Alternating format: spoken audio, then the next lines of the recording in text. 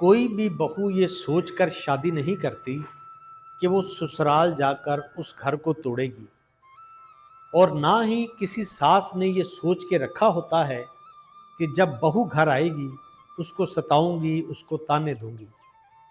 بلکہ ہم نے پہلے سے ہی یہ سوچ کے رکھا ہوتا ہے کہ اگر بہو ہے تو وہ ایسا کرے گی، اور اگر ساس ہے تو وہ ایسا ہی کرے گی۔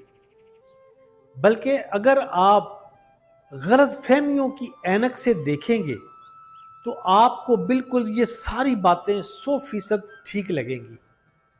لیکن اگر آپ کوشش کریں کہ ساس اور بہو کا لیبل اتار کر ان رشتوں کو اپنوں کی نظر سے دیکھیں تو ہر چیز آپ کو آسان اور بہتر لگے گی۔ یاد رکھیے گا، آپ کو کبھی بھی کسی سے عزت، احترام اور پیار تب ملے گا جب آپ پہلے کسی کو عزت، احترام اور پیار دیں گے۔ کوئی بھی بہو یہ سوچ کر شادی نہیں کرتی کہ وہ سسرال جا کر اس گھر کو توڑے گی، اور نہ ہی کسی ساس نے یہ سوچ کے رکھا ہوتا ہے کہ جب بہو گھر آئے گی اس کو ستاؤں گی، اس کو تانے دوں گی۔